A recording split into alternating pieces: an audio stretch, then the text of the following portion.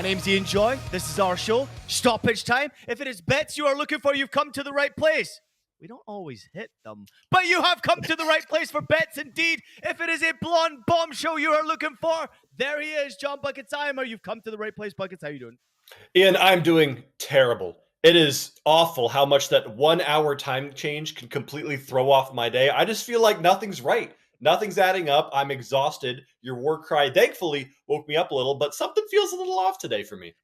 It has been unusually difficult getting over this 1 hour time change. I've noticed that with my children. I've noticed it with hot cocoa. I've noticed it with myself. I'm sleeping in a little longer and I'm like, the fuck? 8 o'clock? Like I never wake up at 8 o'clock. What time do you normally wake up, Buckets? I'm up. My internal clock wakes me up at 8:30 every single day without fail. So not too bad, Could be worse. Can we go into like the Buckets routine as to like what you do when you wake up? Like, do you have a routine? I have a routine. I wake up at 8:30. The first thing I do every single morning is you can't see her, but that dog right there on a walk. We go over to the park, let her meet some of her buddies. I come back, I eat breakfast, and then I just prep everything for whatever shows I'm doing. Just kind of have some fun. I love to see it. And you're repping a soccer jersey today. What is it you're repping? It's the boys. It's my team that I've supported since day one, baby. Not just because they won and not because I just moved here. The Crew. There you have it. John Bucketimer supporting his fourth Major League Soccer team since we started our show, Stoppage Time. Hey, Buckets, check this out. I bought this, and I'm so fucking proud to say, obviously, I was born in San Diego. I love to represent San Diego soccer teams and sports teams in general. But I went out and bought this, and I'm so thankful that the NWSL side, San Diego Wave FC, created a man's jersey as well. So check this fucking thing out. Probably the best logo I have seen in soccer for a very long time right here. San Diego Wave, wishing them all the best in the NWSL season that is coming up. Buckets, we got a lot to get into today. It's going to be a very busy show. We're going to have a weekend review about what just happened and how fucked up some of the results were this past weekend. We're going to get into some latest news, and of course, that also incorporates some of the latest scorelines, which are a complete surprise. We'll talk about some best bets the Buckets has from some big games coming up, Buckets. And am I hearing rightly that you've decided to change from forgetting about Tuesday and now you're just going to forget fucking Monday exists? Yeah, so we do have a little bit of an international break coming up or some kind of break happening in Europe. So it was slim pickings for some of these days. So we're going to be doubling up on a couple days. We're probably not going to bet anything on Monday, but that's okay. We got this, Ian. All right, we're going to try and make this a quicker episode than the last one because I still want to get to the P.O. box at the end of the show with some crazy shit that's been sent Buckets' way. Buckets, let's get to your weekend review. Run through your bets. Let us know how you did. Did we hit profit this week? And also let us know what happened on social media as well. Yeah, Jeff, I need you to get ready with that X button because your boy had one hell of a bad week here. I'm going to run through these, but Thursday, it looked so good. We started with a beautiful win in Europa League. Karabag and Leverkusen, both teams to score. We hit that no problem. Ching! And now here come the X's, baby. Friday, Saturday, Sunday, Monday, Tuesday, all losses. Victor Osimhen to score or assist. Nope. Crystal Palace versus Luton Town, over 2.5 goals. Nope. Racing Strasbourg versus AS Monaco. Monaco over on the team total. Nope. Randers versus Midtjylland. Midtjylland on the team total. Nope. And Arsenal versus Porto on the long shot in Champions League. Arsenal to score 2 goals in the first half. Nope. So, Jeff, have as much fun with that as you want. However, we did find success on other forms of social media. TikTok and Instagram. I hit 3 different anytime goal scorers. I hit Vinny Jr. at plus odds.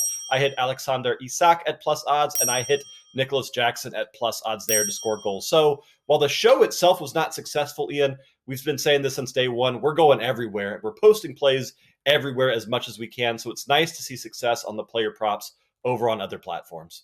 Yeah, that's it. Obviously, don't forget the fact that we do place bets. Buckets bring 6 bets up on the show, best bets for the weekend, all the way through from Thursday. I also produce one. Hot Coco's recently been producing one for the MLS, but we're very active on social media, and sometimes when we have a feeling, we'll jump on there. Doesn't always hit, and a lot of the time, it's just advice. We're not necessarily giving you a pick or a lean as to which way we're going. So please bet responsibly, everyone, because the weekend has been fucking crazy and a bit of a wake-up call. I also missed my best bet.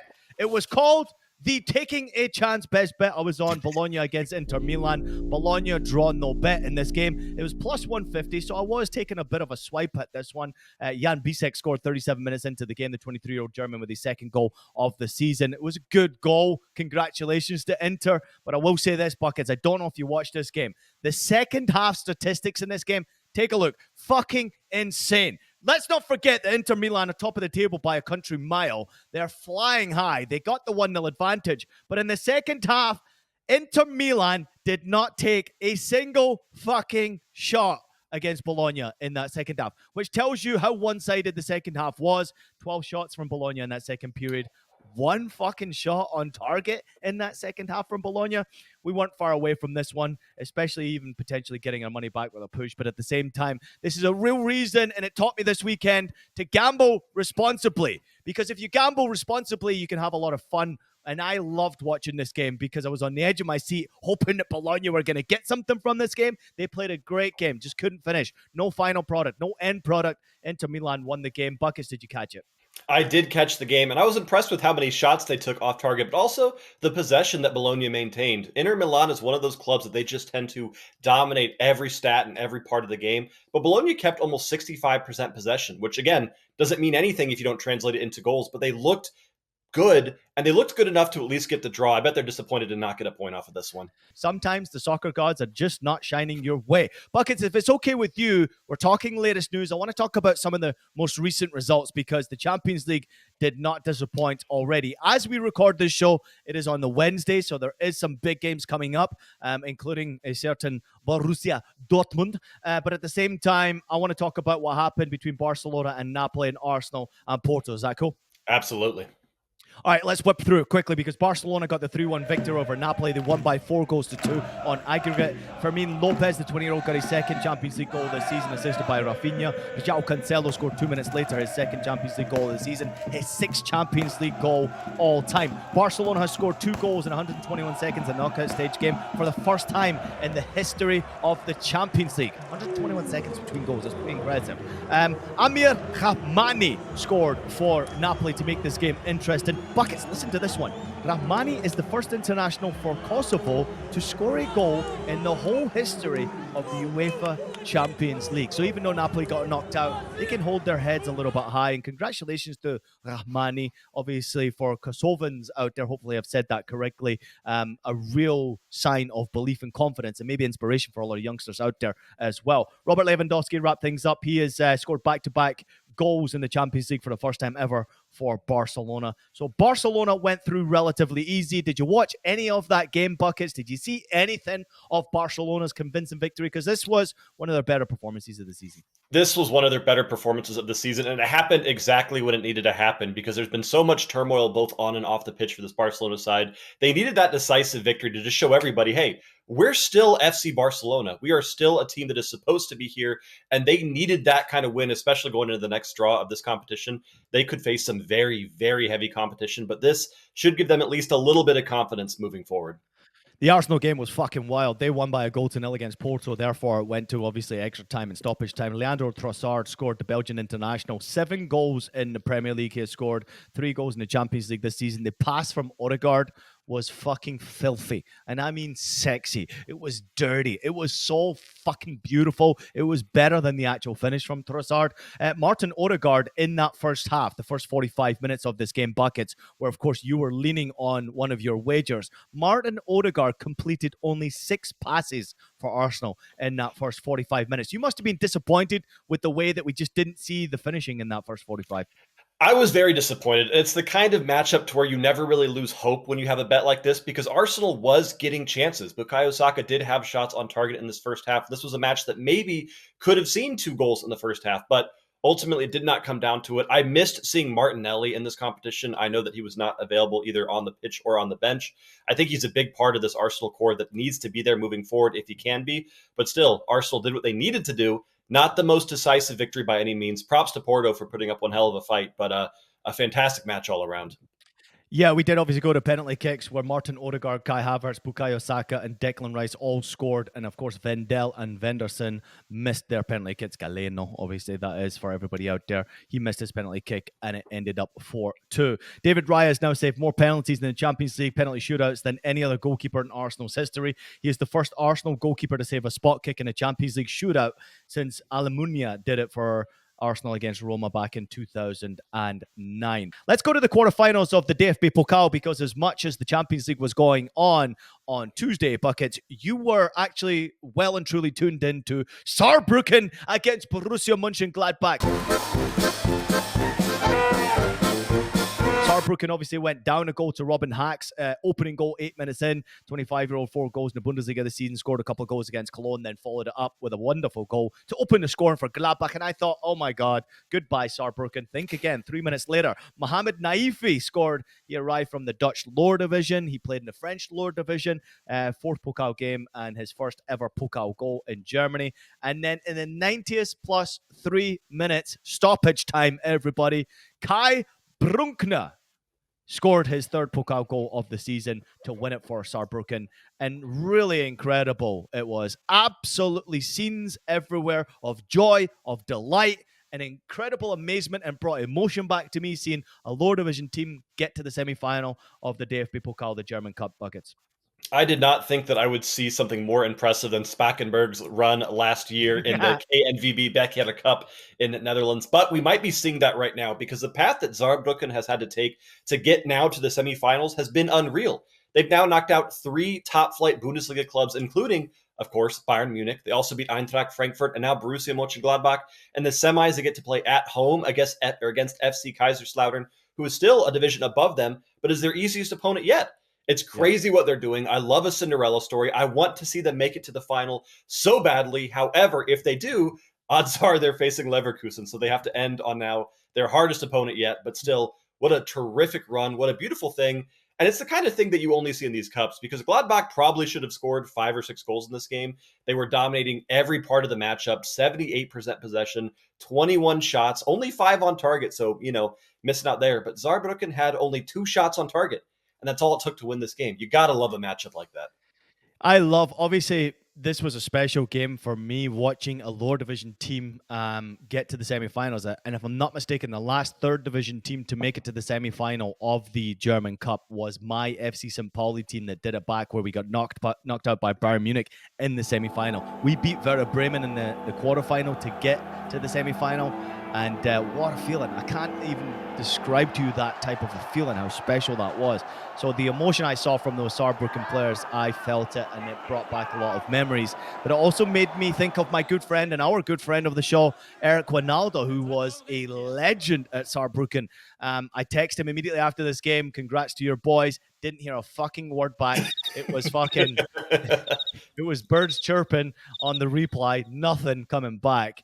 But he was obviously celebrating that moment for sure, because that's his club. Saarbrücken, believe it or not, Eric Ronaldo was the leading goal scorer in the Bundesliga at the winter break. In the Bundesliga for Saarbrücken. Der Grund, Erik Wijnaldum, kalifornischer Loverboy in der Bundesliga. How fucking crazy is that? It's amazing to think that he was once there when they were in the Bundesliga first and foremost, but they were also flying high. And then in the second half of the season, they shit the bed, and I think they got relegated.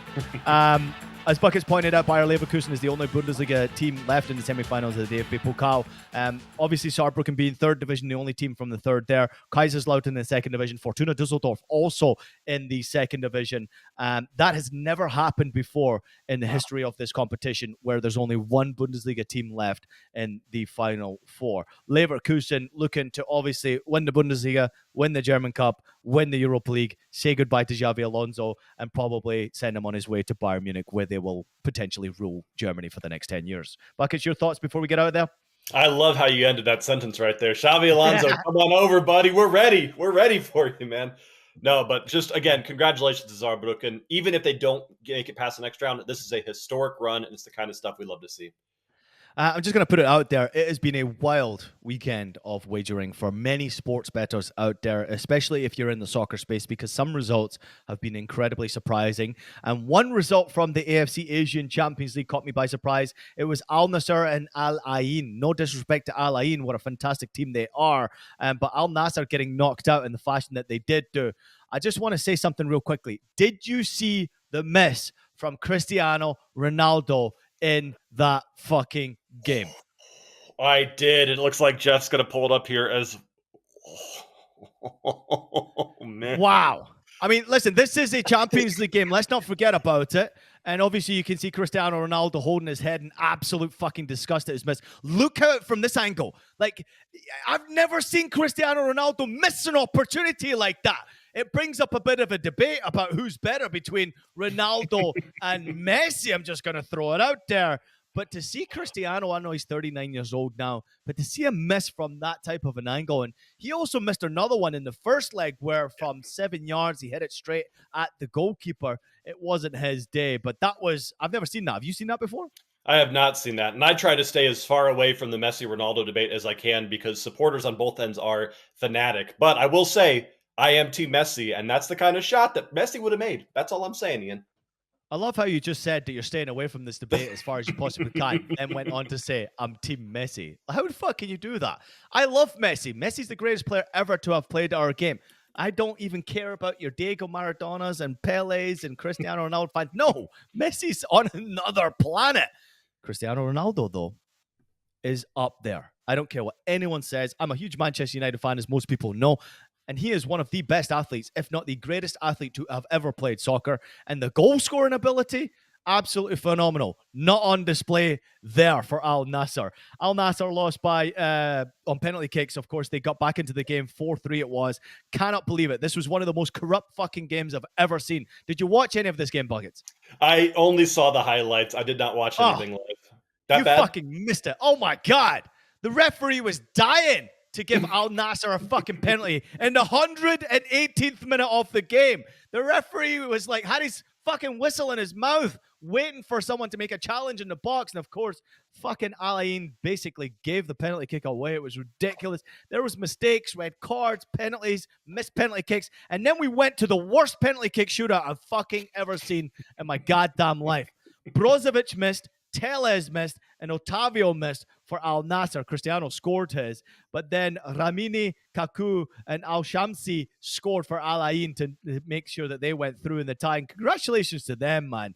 Hernan Crespo, the legendary striker, was obviously in charge of Al Ain, and I was really happy to see them go through because it seemed to me like all the officials and everything was pointing in the direction of let's get fucking Al Nassr through. Fuck that. Best team needs to go through. Speaking of good teams when it comes to Saudi Arabia and what's happening in the Champions League right now, a big congratulations to Al Hilal. Buckets, yesterday they had a big victory. Obviously, amazing achievement for them going through to the next round. But they had their 28th consecutive victory, which is now a world record in club football. 28 consecutive wins. Are you fucking kidding me? Do you know how difficult it is to win one fucking game? To win consecutively 28 times is insane. That's absolutely ridiculous. And I feel really dumb because I don't follow the Saudi League that closely, so I'm not sure. I know, how could I? But I need to look up who their roster is and see who's pulling them through to 28 straight wins because that is a ridiculous number. This is a team that has Mitrovic on it and Koulibaly. And okay, I'm looking at the roster now while we're talking. 28 wins is impressive regardless of who you have, but still, this is a good side. It was a good side, and obviously having that type of a victory is phenomenal. And 28 victories. You know, when you're playing in Saudi, obviously when I'm thinking about paychecks and salaries, and then I see 28 wins, and I think, fuck me. Could you imagine how much money and bonuses these fucking guys are making right now? Holy shit. 28 victories, changing the world forever. Listen, you got to get into the Saudi League, whether you like it or not. You got to get into the FC Champions League. It's brilliant to watch. We cover it, obviously, on the Galazzo Network as well, on Paramount Plus. So I'm getting to do a lot of it on Scoreline, showing the scores and highlights. And it's fucking wild, by the way. I mean, crazy. Referee decisions as corrupt as you could possibly fucking imagine. But some of the misses and red cards, like one of the red cards in the Al Nassr game, I swear to God, this guy should be in jail for assault. And then you saw Sadio Mane grab somebody by the neck. I It was saw just that like, one. you saw that? I saw the I mean, Sadio Mane one, yeah. It's wild. I mean, it's just brilliant. And the football's still good as well, even though there's competitive nature there between, who's better, Saudi or MLS. Forget about it. Like, Saudi's doing a great thing and obviously changing a culture over there. Hopefully all those players who are coming into the league making a ton of money, but changing a generation, hopefully changing the mentality over there as well a little bit. Speaking of mentality, you ready for some loyal listener comments from our show? What a segue. Let's do it. Let's fucking do it, baby. All right, I'm going to rattle through them real quickly. I can't do as many as I did last week because it was way too fucking long. Let's go to Keg. Oh, my God. Great start. Keg in KC. Big Kev. Anyway, pretty shit weekend bets for me, I got to admit. But that just means coming back stronger next week. We'll feel you. Franco Pino jumps in and says hot cocoa. Oh, high cocoa is the best. So are you guys. I think he meant to say hot cocoa. Let's fucking go. The most electrifying podcast in sports entertainment, says Freight Train Fox. We appreciate you, Freight Train Box. And then we've got B Mills jumping in and saying, how about this, Buckets? Producer Jeff is too funny. Hiding Buckets video after the Dortmund slander had me dying. Let's just bring it up real quickly because obviously what producer Jeff has done behind the scenes is pretty fucking phenomenal. I want to just say this. His brain, his creative brain, is why we're going to the fucking top. We all have creative, imaginative brains and minds, and we want to be the best possible entertainment soccer show out there with a few sprinkles of bets. But what Jeff is doing, and obviously changing the game for us Buckets with his editing, is fucking sensational. Well, and if you'll notice this week when I talked about Dortmund, I praised Dortmund because I didn't want to be taken off the screen and have my little picture floating around like one of those old Windows logos while we were talking. Thank you, Jeff, for all you do. Rolfo Silva jumping in and saying, I'm real glad the Stoppage Time channel is growing. The grind is inspiring. Always here to support you fellas. Love you, Rolfo. We go into, how about this one? Dow Chamberlain is back in. Another masterpiece from the dynamic duo. Here is my point by point breakdown. One, Buckets. Shall I send you a bottle of Buffalo Trace for your bookcase? Yes. Yes. Has to get more run than a used pair of underwear. Interesting. Then we go to number 2. If you two crazy bastards were sipping Trace at 10 a.m. Eastern, your street cred would skyrocket. No doubt about that one. IPJ, I'm feeling your pain this week. I am a Colorado Rapids fan, so being on the wrong end of a hot cocoa MLS nugget has me absolutely shook. But you're on the winning side this time, hot cocoa. Big fucking X's for that MLS bet this weekend. Colorado Rapids played a hell of a game against Real Salt Lake. First time I've seen that type of performance for us a long time. Number 4, producer Jeff is quickly becoming indispensable. Production content is hilarious. Hashtag have it. Hashtag Thursday Night Must Watch. Hashtag best content. Hashtag entertainment. Hashtag Buffalo Trace. Buckets, your thoughts? Dude, I need to try Buffalo Trace. I will say, it's St. Patty's Day this weekend here where I'm from, and I will go find some Buffalo Trace and film myself taking a shot for our boy here. Oh, it's just St. Paddy's Day in fucking wherever you are. Probably everywhere. No? Probably everywhere. That's fair. Where I'm from, it's St. Paddy's Day this weekend. Fuck everybody else out there. You're not getting it. Fuck off. Let's go to Prajit from Nepal. He said, no matter what color is amber, but Buckets' face surely turned red during that conversation. I'm going to say, do we have fans in Nepal? Do you know where Nepal is, Buckets? Of course I do, Ian. Don't worry about me. Don't ask me questions. Let's go to the next comment. Come on. Maybe producer Jeff can help you out exactly where Nepal is on the map. Nico Svitkovic jumping back in here saying, yeah, the fucking boys, another great episode. Keep calling out those haters. Problem these days is people thinking they can be fuckwits without no consequences. Name and shame, baby. We love you, Nico. You're the legend. What are your thoughts on the Champions League format changes, what this means for the betting approaches, and how will teams change their approach? Love how much effort you put in with us viewers. Hashtag let's have it. Now, there's no doubt we will break down what's happening with the Champions League at some point, Buckets. But have you been following the format changes with what's going to happen? I've been following it a little bit. I have not done enough research and digging into it as I need to. But what I do know is that there are going to be more games played and more teams included, which means more bets for us to place. That means that you don't have a fucking clue exactly what's happening with the format of the Champions League. Now, let me just tell you real quickly. There's no more group stage. It's going to be one big fucking group. So you're going to see teams playing home and away, and then it's going to separate off between teams in the top half and the bottom half, or in top third, middle, and bottom. It's going to be segregated. And then you're going to see more games, more craziness, less games against similar opponents. It's going to be a lot different. I miss the group stages, though, because the group stages are fun. Although I think this is going to be a bit more competitive. You're going to see teams playing off to get into Europa League, teams playing off, obviously, to stay in Europe, and the bottom half just getting the fuck out of there and departing Europe altogether, which is quite cool. Let's get back to the comments. Mark jumping in saying, best show yet, last 15 minutes is why the show is so entertaining and more than just a betting show. I have the song Amber from 311 stuck in my head now too. Thanks, guys. That song is 22 years old. What the fuck? I'm getting old. Buckets, real quickly. Amber, does that make you feel hot and fuzzy inside? Now, dude, yeah. Oh, because that's her name. I was wondering why you were asking. That's the Instagram girl. Yeah. Amber Dawn. She jumped in the private DMs, not just the DMs. Oh, no. She jumped in the private request DMs. And the message goes like this, as you can see on your screens right now. Love the show. Would love to go on a date with John. Yeah, the word Amber gets me hot and fuzzy inside, Ian. You got me. Let's go to Nate G, another one who gets you hot and fuzzy inside. Be careful about too much self-love, Buckets. You know what they say, too much and you'll go blind. Do you feel you agree with that comment? I have 20/20 vision, so I'm not doing self-love enough yet, apparently.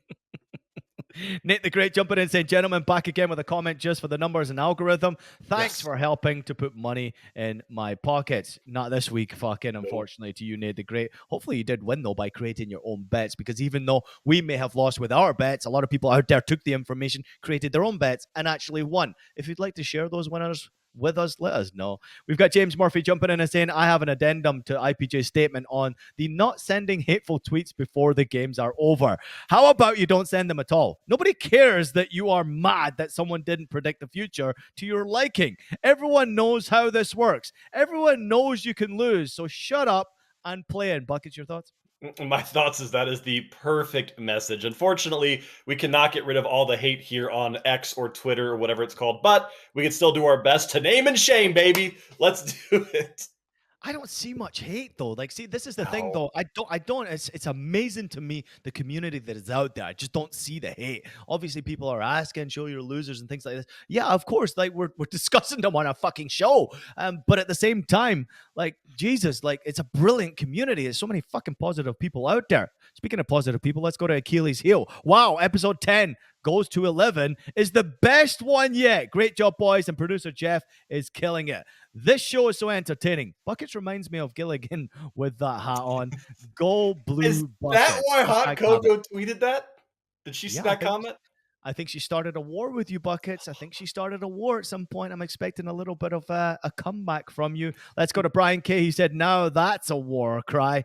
Maybe you guys would get more women viewers if Buckets unbuttons that top button. But seriously, don't want you choking yourself with these tight collars. Buckets? I don't know what YouTube's rules are for shirtless streams here, but we'll figure out some ways to, entertain everyone.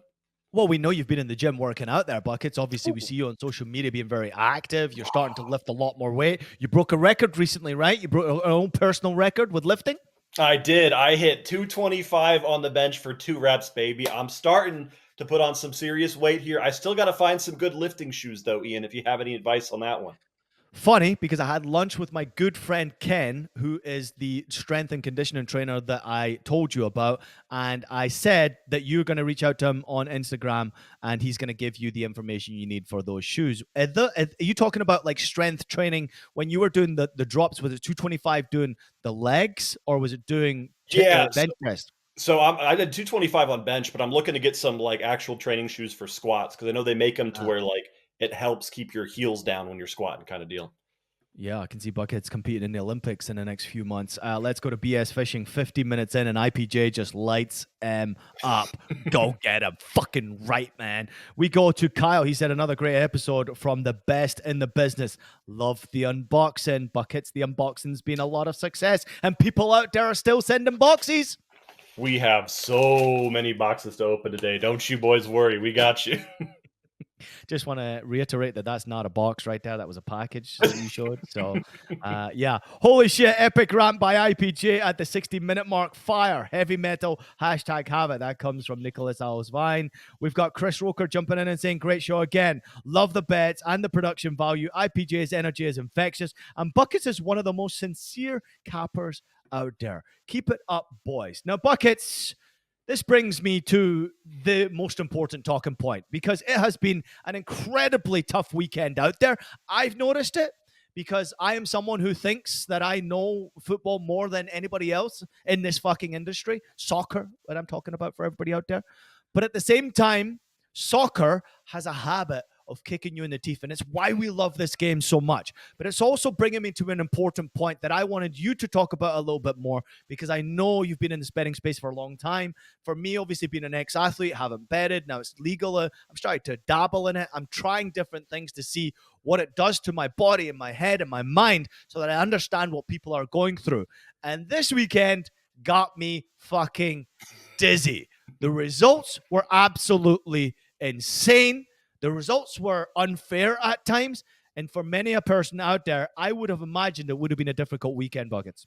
It was a brutal weekend for everyone, and this is what soccer does. I would argue that soccer is one of the most volatile sports you can bet out of any sport, because it's one of the only sports that has things like red cards in it. Permanent removal of players from the pitch is something that we just cannot predict in the betting space. So when I'm betting on goals or team total or both teams to score, and you see a player that is now gone, it happens. And it happens often. It happens a lot more than we expect in the sport. But all I can say to people is that they're key. And I know that we say this, we beat this horse to death here. You have to bet responsibly. On episode 8 of FC Stoppage Time, Ian, Hot Cocoa, and I combined went 7-1 in our bets, and we had over 10 units of profit in that single episode.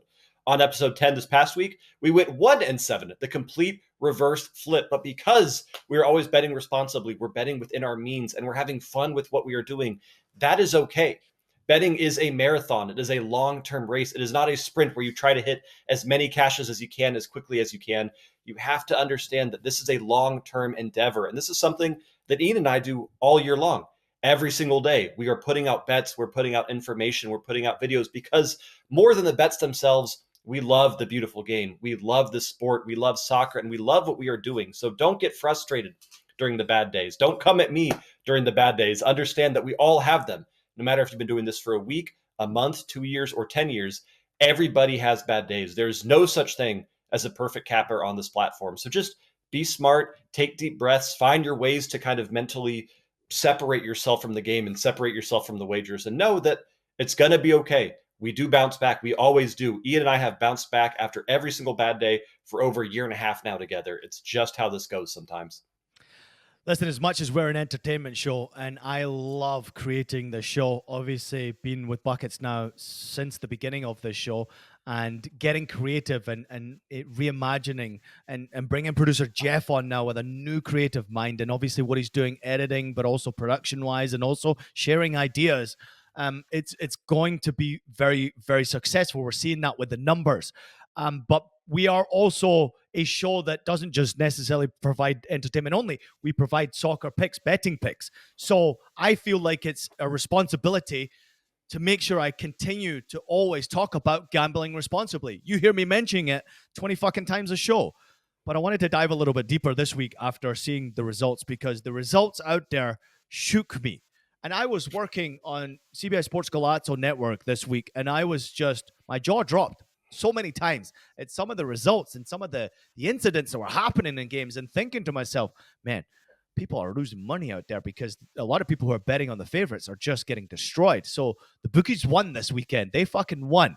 But I want to talk about what a responsible gambler is real quickly, Buckets, if that's okay with you. Absolutely. So a responsible gambler is someone who establishes time and monetary limits before playing. Would you agree? I would agree. Only gambles with money they can afford to lose. Absolutely. Never chases their losses. Now, this is one of the ones that I want to throw out there a little bit more, because it's very, very easy to go, lost one, I'm going to play another one to make up for it. That's a dangerous game to play. That is a brutal game to play. And Ian, you and I have talked about this before. That is probably the best thing I can tell people is not to chase losses, because that is such a slippery slope into the I missed one. Let me just get my money back real quick and I'll be fine. I missed two. Now I have to make double back. And after 3 or 4 losses in a row, all of a sudden you're done. I mean, it can be that quick to, lose money that you could not afford to lose in the first place. Don't gamble if you're upset, angry, or depressed. Ooh. Yes. Yes. You got to keep emotions out of gambling, because that can be brutal if you're not careful. I want to always make sure that we're reiterating these rules out there for our loyal listeners, because I want our community to be safe.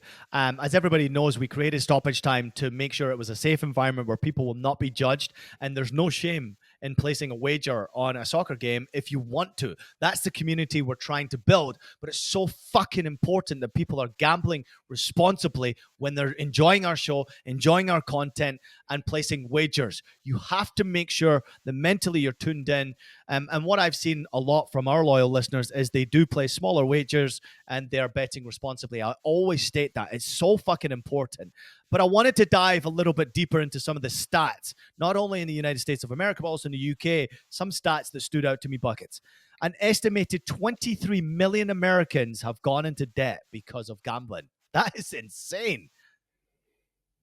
Yeah, sorry, that stat really bums me out, because I know people in my personal life who have, suffered from gambling addiction to where it has affected more than just, the financial aspect of things. US citizens spend around 500 billion on wagers every single year. 500 billion on placing wagers. Obviously multiple sports as well. That's crazy. 2.1% of US residents aged 14 and 21 to 21 struggle with gambling problems. A lot of youngsters out there with a lack of discipline. It can also happen to those from 21 older when you legally can fucking gamble, by the way. You've got to be careful. You've got to be responsible. But get this one. This is fucking insane. It is estimated that 3.3 million people in the UK are in gambling debt. So it shows to me people out there are not gambling responsibly. You can be very easily caught up in the entertainment side of gambling, chasing your bets.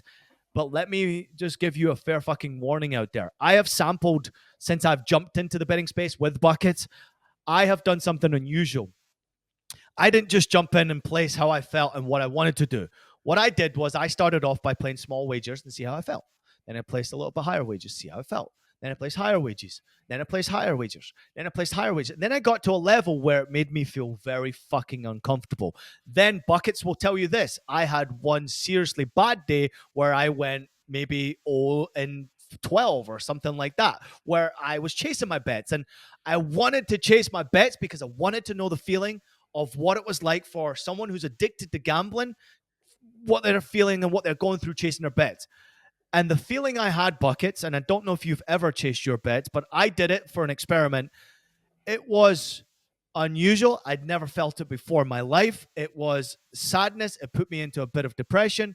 And so glad I have control of my life and I understand. And I very quickly managed to obviously never try to chase a bet again. But it was an unusual feeling, and I don't want ever our loyal listeners to ever go down that road. It is such a scary feeling, because it can go from a fun wager to desperation in a matter of 2 or 3 wagers here, Ian. I'm glad that you did that experiment. Obviously, I'm not glad to hear that you lost a bunch, but I think it's important that we understand we create a fun and safe environment for gambling here, where we encourage responsible gambling, because both of us know what it's like to not bet responsibly. Both of us have seen some of the darker sides of the gambling world, and we have experienced that and want to prevent as many people from going through that as we possibly can. Yeah, listen, I want people out there to be responsible because we fucking love you. Obviously, creating the show Stoppage Time, it's an entertainment show. Me and Buckets love our community, and we're so proud of what we have built, and we're continuing to get bigger and better. The numbers obviously back that up as much as possible, but it is a crazy game out there, so please, everybody, bet responsibly. No easy transition, Buckets, but let's get to some positive news. In the Bundesliga, referee Patrick Idrich, who is a good friend of mine, Patrick Idrich, Listen to this. Mainz player Joshua Guilavogui has thanked referee Patrick Idrich for potentially saving his life in a Bundesliga game after his tongue had blocked his airway. Guilavogui received an accidental blow to the head from his teammate Kachi's knee during Saturday's match at Bayern Munich. The French player lay motionless on the field, seemingly unconscious, before Idrich arrived and put him in the recovery position and adjusted his tongue so that he could breathe again. You just have to act quickly. There's no praise for it, Idrich said after the game. Guilavogui on Sunday expressed his gratitude on Twitter, on X, or whatever the fuck the social media platform is called now. Thank you very much for the quick intervention and help provided. Patrick Idrich, my teammates, and the doctors at Mainz, said the defensive midfielder. Buckets, we kind of missed this one because we were watching that game. Obviously, there was a lot of goals going on. Other games were taking place, but I never saw that incident with Guilavogui. But I know Patrick quite well. He's a Hamburg boy and big friend of mine. I think he's quietly a St. Pauli fan, but at the same time, he's a legend of a guy, and I'm not surprised to see someone like him do something so quickly, and how important it is to have these types of attributes in your locker where you can save people's lives. Yeah, I totally missed this one. And I know we talked about it kind of after the match when I sent you the link there, but I mean, I'm just glad he was on the pitch, right? Because not every ref's going to know what to do in that situation. Not every, very few people will probably see that and immediately know, hey, recovery position, open up the throat, take care of things. So I'm just glad Patrick was there. That could have been a very, very different situation if your buddy was not ready to take action. So Patrick, thank you for being more than just a referee. Thank you for looking after these players' health and well-being, past just the game itself. Yeah, we love you, Patrick, man. Thank you for everything you do. Let's talk about the Bundesliga this weekend. It's match day 26. Leverkusen are top of the table, 67 points. Where are Bayern Munich Buckets? Not at top of the table. We are second on the table, a full 10 points behind still. 57 points for Bayern Munich. Stuttgart in third, 53 points, catching Bayern Munich. Dortmund, they've got a race on their hands for top four. They're in fourth right now on 47 points, 1 point ahead of Leipzig, who have 46 points, and then Frankfurt are sixth place on 40 points. At the bottom of the table, Cologne, Mainz, and Darmstadt still rounding things off. The fixtures looking pretty tasty this weekend. We start on Friday night with Cologne against Leipzig. Saturday, Darmstadt against Bayern Munich, Heidenheim against Gladbach, Mainz against Bochum, Union Berlin against Werder Bremen, Wolfsburg against Augsburg, Hoffenheim against Stuttgart, and on Sunday, Freiburg against Leverkusen, Dortmund against Frankfurt. A lot of the European teams getting the opportunity to play on Sunday. Buckets from you. Let's get through your scoreline predictions, please. All right, no nonsense here. I'm just rattling through these as fast as I can. I've got Leipzig beating Köln 3-1. I've got Augsburg beating Wolfsburg 2-0. I've got Werder Bremen drawing Union Berlin 2-2. I've got Gladbach after that weird Pokal Cup game getting a little bit of revenge on Heidenheim, but not enough. Once again, 2-2 draw. Bayern Munich beating Darmstadt 6-1. Bochum beating Mainz 2-1. Stuttgart beating Hoffenheim 3-2. Leverkusen beating Freiburg 4-1. And Dortmund beating Frankfurt 3-2. Bam.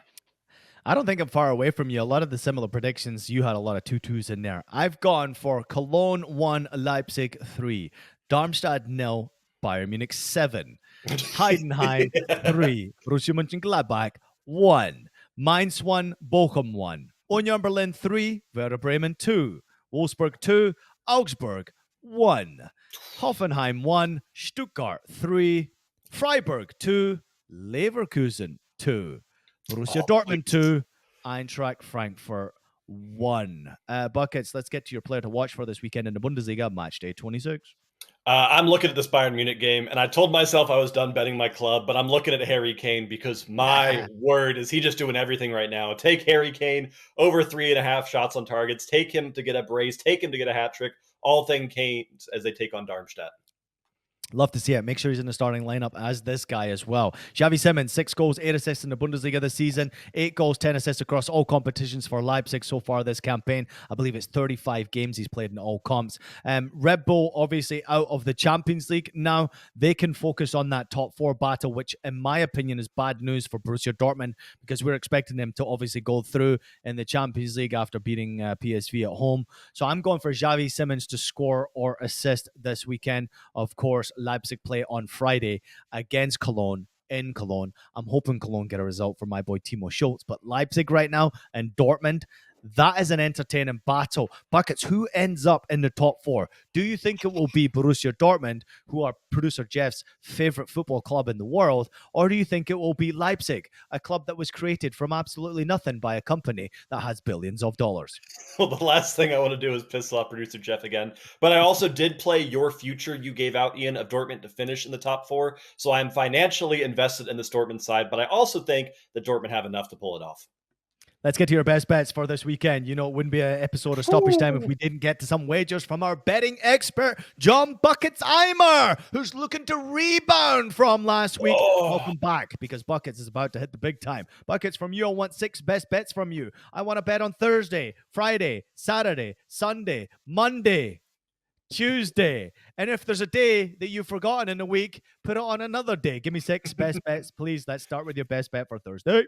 All right, Jeff, you better get ready because you're going to be putting a lot of checks on next week's episodes on these 6 bets. But we're going to start on Thursday with Europa League. And I'm looking at the second leg between a beautiful matchup between Rangers and Benfica. I'm going with both teams to score over 2.5 goals, minus 115. When I watched that first leg, I watched a Benfica side that needed to produce a positive result when playing at home.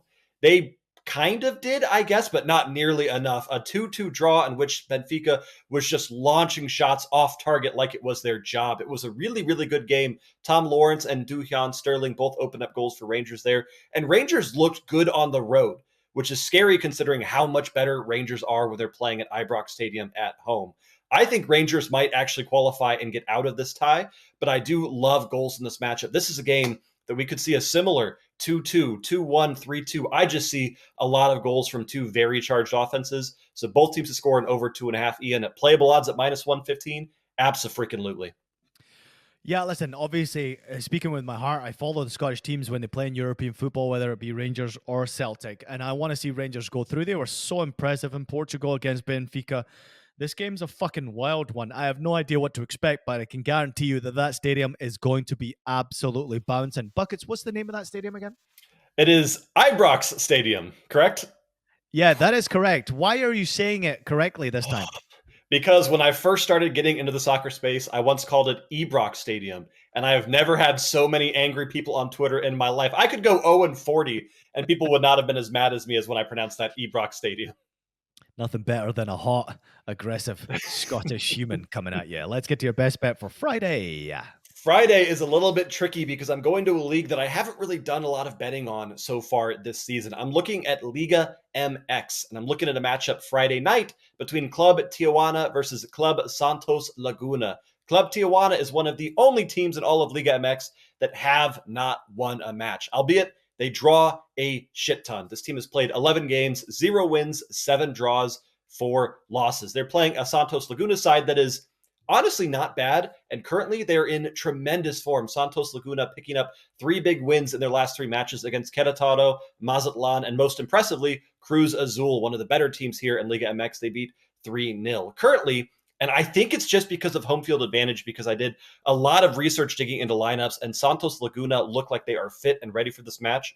You can get Santos Laguna double chance at minus 130, meaning if this match ends in a win or a draw for Laguna, then you win that bet. And they're playing a Tijuana side that, let me remind you, hasn't won yet in 11 games. So as long as they don't get their first win of the season, this bet cashes. Ian, I felt like I was a little bit crazy here seeing this line, but minus 130 with everything I'm seeing, I have to take that. I don't follow Liga MX as much as I possibly should do, but at the same time, Tijuana is not too far away from my birth city, San Diego. It's right across the border right there. I'm looking at the previous results. Santos 2, Tijuana 1, Santos 3, Tijuana 2, Santos 2, Tijuana 0, Santos 4, Tijuana 0. So this bet, in my opinion, if it's looking to the head-to-head history, might have a chance of hitting. Let's get to your best bet for Saturday. Best bet for Saturday. I told myself about a month and a half ago, I told everybody I am done betting Bayern Munich. I hate losing money and also losing some emotional investing on this team. And now I'm telling myself, maybe we bet on them one more time. I'm looking at Darmstadt versus Bayern Munich, and I'm taking over 1.5 goals in the first half. This is priced at minus 115 for this matchup. And I just watched Bayern Munich this past week beat Mainz 8-1. The only team worse defensively than Mainz is their new opponent, Darmstadt, the same Darmstadt team that lost to Augsburg 6-0. I'm not going to say that Bayern Munich is back by any means, but I will say that this team is charged. They are looking incredible. And offensively, they're looking like them old selves again. This is a match that could have 3 or 4 goals in the first half. I predicted 6-1. Ian, I believe you predicted 6-0 in this matchup. I'm going to take over 7-0. I'm going to take over 1.5 goals in the first half at almost even money for a Bayern Munich side that, if they play a fraction of what they should play against Darmstadt, should score at least 3 in the first half. Does it make you slightly nervous that you went for the same bet for the Arsenal in the Champions League most recently against Porto and it didn't hit? Does that make you slightly nervous? No, because I'm not taking team total. I'm just taking in the match. And maybe Darmstadt will contribute here. Bayern Munich does tend to leak early and then just dominate, but I don't get scared off of losses again. I'm ready to go on this one. I'm really intrigued. Obviously, I've never looked at this bet before or I've played this bet before, but I would actually lean in the second half. Over 2.5 total goals in the second half would be interesting to me because obviously, as you mentioned, Bayern Munich scored a ton of goals against Mainz this past weekend, and we're so used to seeing Bayern Munich team total over 1.5 hit in the first half full stop. Hasn't necessarily been the case this season, but in the second half, very impressive. They scored 5 goals against Mainz in the second half last game, and I would also throw this out there, Buckets, that teams like Darmstadt will get tired. So in the second half, you get more opportunities. Go ahead. Well, let me say this then. Bayern Munich to score 2 goals in the second half, just 2 for Bayern Munich, is minus 130. Bayern Munich to score 3 goals in the second half is plus 260 in this match. Yeah, that might be something I ladder right there. Let's go to your best bet for Sunday. Well, before we go to Sunday, let's actually go to one more best bet on Saturday because your boy does not know how weeks work. And so I do not have a Monday game, which means I have to, listen, Ian, you got to hear me out on this bet before you yell at me. I'm going to the English Championship. I'm going to Sunderland versus QPR, Queen's Park Rangers. Both teams to score at minus 105. Sunderland are the favorites of this game, which is absolutely insanity to me, considering how bad their recent form has been. Sunderland are one of the 2 teams in the English Championship that have lost their last 5 matches straight. Sunderland have also conceded in their last 12 matches straight. This is a team that has accepted the fact that they're not getting promoted, they're not getting relegated. This is a middle-of-the-pack team that has just kind of given up on the season. Meanwhile, QPR, coming off a bad loss to Middlesbrough, fist bump, I got you, 2-0. But before that, drew against West Brom, beat Leicester City, beat Rotherham, beat Bristol City, scored and drew against Norwich. This is a QPR team that at the very, very least is capable of scoring goals against anyone, especially a struggling Sunderland side that is scoring goals, as we saw in their 4-2 loss to Southampton, but is playing 0 defense right now, Ian. What's the bet? Oh, both teams to score at 105. Both teams to score 105. I like it. Listen, I was just looking at this game here, and I was thinking to myself, I haven't seen the home team win that much when it comes to this game as well. The home team's won once out of the previous 8 games head-to-head in that tie, which is absolutely insane. I'm always interested in those little stats about who has the advantage, where the goals are coming from, how they're going to score those goals as well. So to have the home side only win 1 of 8 is ridiculous. So listen, whenever you go BTTS, I tell it anyway because you always have this sneaky feeling. And I've got a feeling, Buckets, that this week will be a big rebound week for you. Let's go to your best bet for fucking Sunday. For Sunday, if we want a rebound week, we're going to have to trust a French team at least once going through this weekend slate. And I'm looking at the match between Stade Rennes and Marseille. I'm looking at a Marseille side that I loved betting all last year. Marseille was fantastic for team totals, money lines, first half money line. They were great. And then at the beginning of this season, they kind of fell apart. However, it took that new manager bump to really turn them on again. And now we're looking at a Marseille team that is scoring for fun right now. They beat Shakhtar Donetsk 5-3 in aggregate in Europa League. They beat Montpellier 4-1, Clermont-Foot 5-1, Villarreal 4-0, Nantes 2-0. This is a team that is on freaking fire right now, which is why it makes 0 sense to me that an informed Marseille team draw no bet is minus 110 against Stade Rennes, who is fine, but not looking great right now. The Stade Rennes team, again, is kind of one of those teams that it's possible they finish top 5, but they have to turn things on, and they're just not doing it, while Marseille is. I think Marseille win this game outright if you want to have some fun with that big plus odd play here, but draw no bet with the safety net that I love so much at minus 110 is ridiculous to me with how good Marseille is right now.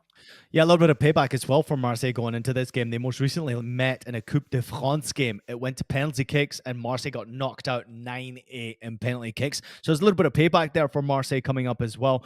The last time they played in Rennes, Marseille won by a goal to nil, and they also beat them in December at home by 2-0. So every opportunity of that hitting. So no bet on Monday. You doubled up on Saturday. Let's go to Tuesday.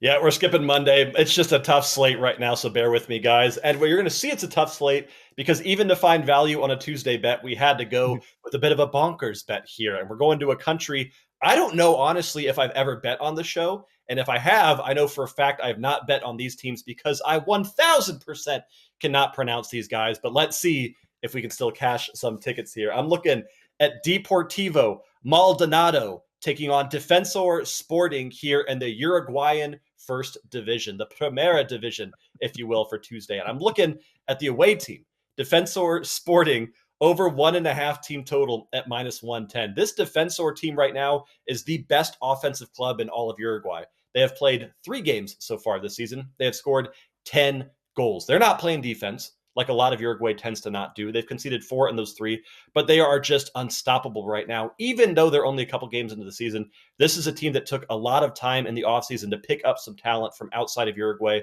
and to kind of remix their roster a bit, and it is paying off. They had a big 3-3 draw against Nacional, which is one of the better clubs here in Uruguay, 2-1 against Racing CM, 5-0 against Cerro. This is a team that does not slow down when they get a lead, and they're playing a Maladano side who is fine. They're an okay middle-of-the-pack team, but they are not a good defensive side here, Ian. I know you're a big Uruguayan Primera Division fan, so I'm sure you'll have a lot to say on this bet, but let's take Defensor Sporting on that team total. Have you ever watched the movie Wolf of Wall Street? I have. You know the scene when he's trying to sell the penny stocks for the first time in the little shitty office? Like, yes. I feel like I was on the receiving end of that call right there. Was Leonardo DiCaprio fucking sitting on the phone just like selling penny stocks as if it was the greatest company in the fucking history of companies? Ian, are you ready to make some serious money that you're going to take me to the Uruguayan Primera Division? And hear me out. You're exactly right. That's how I got to pitch that. Dude, I absolutely love that bet. You ready for my best bet before I just get out of here? All right, let's get to my best bet for this weekend. This one is called FA Cup Double Fucking Trouble. I'm turning my attention to the game between Wolves against Coventry, Manchester City against Newcastle. Wolves on the money line -170, Coventry +450. We've got Manchester City -425, Newcastle +1,025 on the money line alone. My best bet here is Wolves and Manchester City both to win. Parlayed together, it gets me to -104. Now, Saturday's best bet for me, again, I'm looking forward to watching the games on Saturday. They're back-to-back games as well. It should be a fun one. I took a risk with higher odds last weekend. This one, a little bit more of a safer play, but close enough to those plus numbers that I like to play. Manchester City third in the Premier League so far, played 14 home games and not lost. In fact, City have not lost a home game in any competition since November 12th, 2022, when they lost 2-1 against Brentford. In the FA Cup at home, Manchester City are just as deadly. They have won the last 5 games. They've scored 19 goals in those 5 FA Cup games at home. They have not yet conceded in any of those 5 games. City are chasing a treble this season once again, and for sure will want the FA Cup alongside the Premier League. Of course, domestically, they're still competing there. They're third in the table, trying to compete with Arsenal and Liverpool, and maybe, just maybe, Manchester City can turn it on and win the Champions League again. The last loss all competitions was against Aston Villa away from home, December 6th, and of course, they've had 18 wins, 3 draws since then. This is a very special Manchester City side. And that hurts my soul because I'm a United fan, but Manchester City are fucking fun to watch. I've made probably the most units winning in the gambling space on Manchester City. And of course, they're going up against a Newcastle side that are dangerous, and they showed that against Chelsea most recently. So I expect Newcastle maybe to get a goal in this game, but I've got a feeling that City are going to score 4 or 5. The other game I'm turning to is a bit of a derby. It's Wolves against Coventry. It's a bit more of a concern because it is a derby game, somewhat of a rivalry. It's not Birmingham. It's Wolverhampton and Coventry. It's a Midlands rivalry.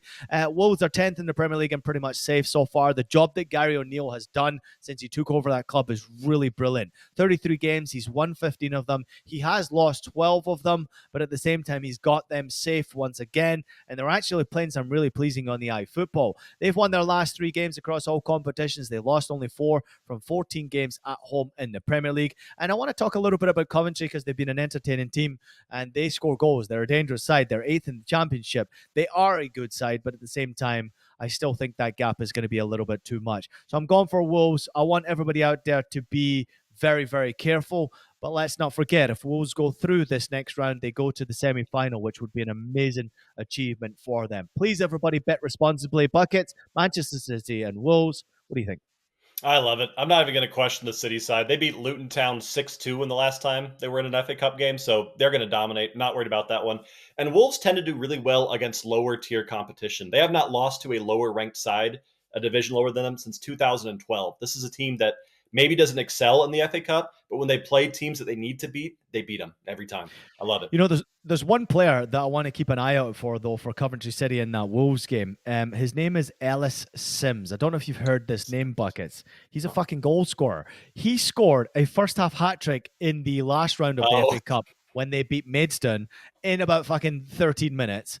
And then he scored another first-half hat-trick in the Championship against Rotherham only a month later, which is absolutely insane. So watch out for Sims anytime goal scorer as well. I'm sure it's pretty high odds there. But I'm still expecting Wolves to get the job done, even if they do concede. Buckets, it's that time once again. Apparently, it's the favorite part of the show that most people out there are looking forward to see. It is P.O. Box time. Before we get into some of the packages being opened, can you please explain to our loyal listeners out there, for those who have missed, what the fuck are we doing here?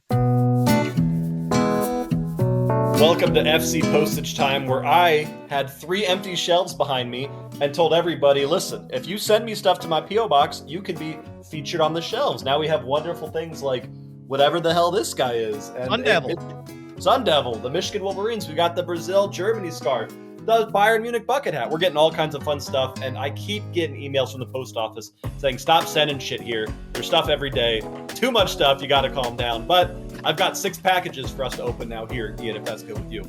Let's go. We got to be quick, though, because you know we're going to be pushing like 1 minute and 10, which is another long episode. So let's rattle through it. What you got? Right. Rapid fire. We've got something from Little Island, Cork County in Ireland. So this person paid custom whatever. Yeah, customs declaration on the back of it. It's from Vatel, Ireland. So, you know, the show's going international. Maybe it's a sponsor.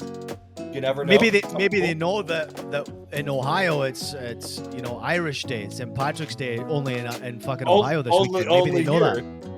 It's from BigWhiteRabbit.ie, which sounds like a porn company. They're sending me sex toys, so thanks for that, guys. Like a vibrator, yeah. Go ahead. And it's not a vibrator. It is 4 markers. And 4 markers? Nothing else. Somebody paid custom fees to send me 4 markers, Ian. Okay, so this is maybe like a promo. Maybe this is like a sponsored segment right here. What's the name of the company, Buckets? Let's give them a shout out, because the look of the Irish, you never know. Thank you to Big White Rabbit for sending us 4 Papermate, the newest sponsor, not really, of Stoppage Time. You lucky bastard. Let's move on. I love my markers. What else you got? We'll put these on the shelves here. 4 markers for everyone. Yeah. All right, let's get into some other stuff here that's not marker related. This fucking one. Irish are mad, aren't they? It's what business? Never mind. It doesn't matter. This one is from John Parker in New Jersey, a loyal listener. Let's go, John. I did pre-open some of these because they were so well packaged it would have taken me an hour to get open, but yeah. You know how it goes. Oh, is that a picture? Is it his wife? It's his dog. So not his wife. This is Larry, rescued from a Texas shelter. Oh, I love Larry. Love that. Look at that. It's tough that you just asked, is it his wife, right before I opened it. Well, you said something about a bitch. I didn't know what you meant. So go ahead. And then also maybe a brick of cocaine. What is that? I have no idea what this one is. Oh my God, it's gonna take like an hour. You know, it took. It took the Colombians an hour to open up a brick like that as well. Gotta be All right, careful. No Package properly. drugs. What? Whoa! That's signed. That's Who signed. scores that? 11 for FedEx. I don't know racing at all. I'm gonna look it up. So you go to the next package while I look it up. Number 11 FedEx NASCAR. Go ahead. That's badass. All right, next package is from Amazon Fulfillment Center. All right. It's a t-shirt. Oh. It says, where's my... This is from a video game called League of Legends, Ian. You're not going to have any idea what this is, but this is super funny. I know exactly who that's from. More ham, less Sam on Discord. Thank you, buddy. Yeah, Moving on to the next let's one. put that one on the bottom shelf. Moving on to the next one. Danny Hamlin drives the number 11 Toyota. Danny Maybe I'm Hamlin. guessing. Does it look like a Danny Hamlin? It also says Michael Jordan. He drives for Michael Jordan. I think it is He has Danny his own Hamlin. team. He has his own team in NASCAR as well. That's pretty cool though. I like that. That's gonna be a good fit. That's a great fit. I feel like we should put the NASCAR in the top shelf on opposite the bucket because There. yeah, it would fit perfectly up there. Because then there you go. See now Bam. we can see it. That's fucking cool right there. I love that. Go ahead. This one has no receipt, but it is a you can be anything you want to be women's soccer Barbie doll. Perfect fit for you, Buckets, right there. Perfect That- fit for me. Listen, we support women's soccer right here, and at some point we're going to start to place some wagers on the NWSL if the bookies will be a bit more kinder to us. We love women's soccer. Congratulations, Buckets, for your new Barbie doll. What else you got? Thank you. We've got... I can see Jeff right now just playing fucking Barbie music, and fucking. You do look a little bit like a Ken. I'm just going to throw it out there. Yeah, have some fun with that one, Jeff. Go ahead and make me up to look like Ken and play whatever you want here. This one is so well packaged. It is the... Is it from Mexico? Colombia? No? No, not from Colombia. This one's not drugs. This one is from Jack's Bets on Twitter. Nice. We love betting on Swansea here. I'll just show it now for it all. It's the Cyril the Swan. Ah, from yeah. Swansea, saying, Yeah. "Fuck it, let's gritty together soon." From Cyril. That's cool. That's cool. That can sit in the background there. You can put things in front of it. That's going to work nicely.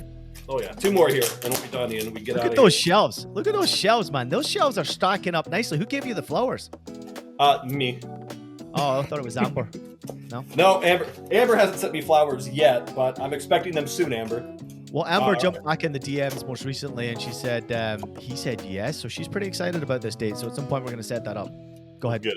This is Reed Phillips. Put his hat on the back. It's a Super Bowl little thing. It is a Nashville Predator.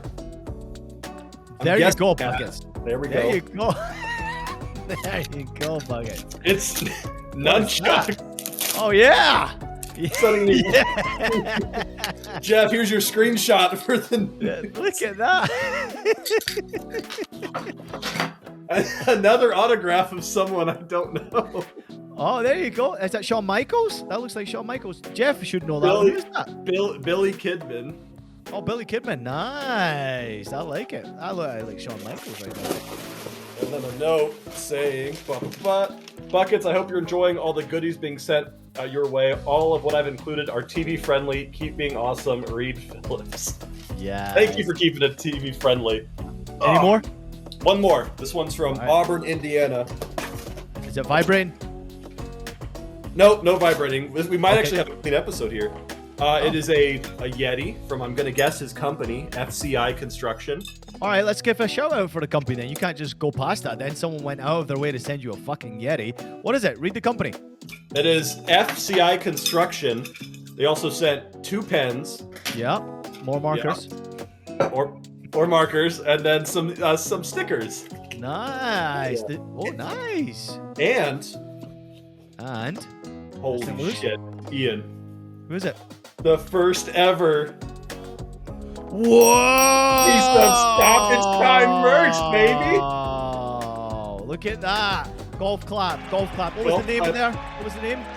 Wait, there's 1 second. There's 3 shirts in here. I'm One gonna for guess Freya. it's one for Yumi and Jeff, and maybe Freya. There we go. Golf class all around, and then the I note. love that.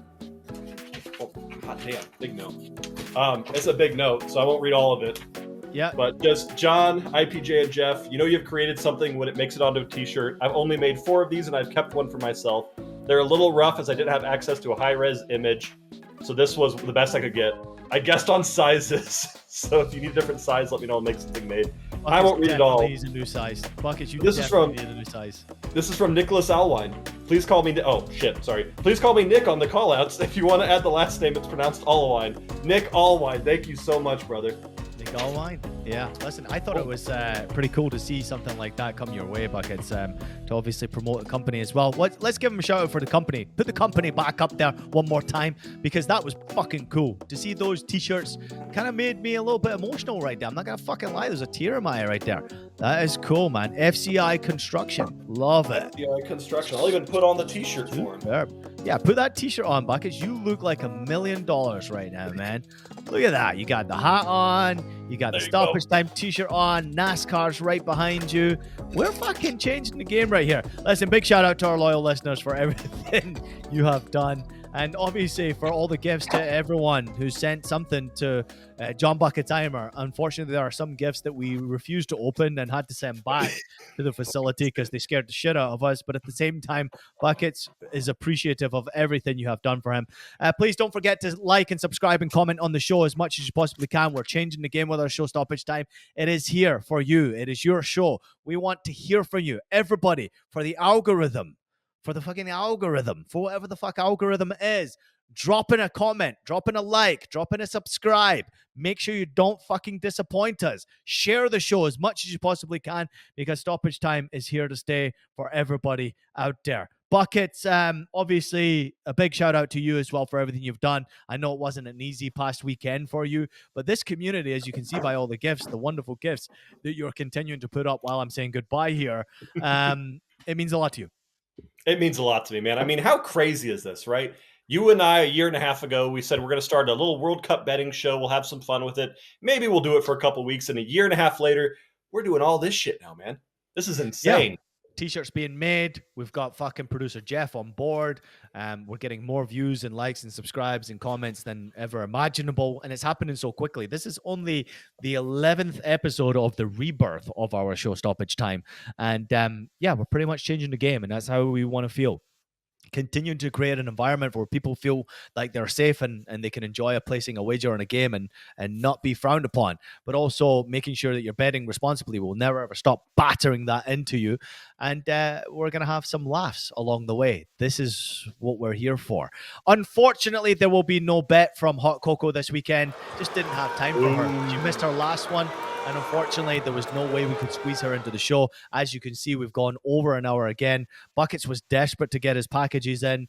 Producer Jeff, obviously, playing his role as going to be very creative and has been creative on the show. So we want to make sure we give love to everybody out there, including the loyal listeners. So I didn't want to miss that out. And therefore, you're going to have to wait patiently for a pick from Hot Cocoa sometime in the near future. But Buckets, this has been a great show. What are you up to this weekend?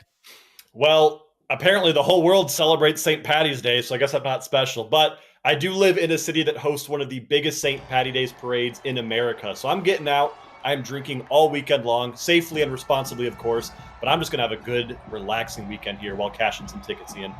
What about you? Deserve it. You deserve it, my brother. I do the thing I love doing most. Do you know what that is? Is it something with hot cocoa? No, work. I am going to be in the studio.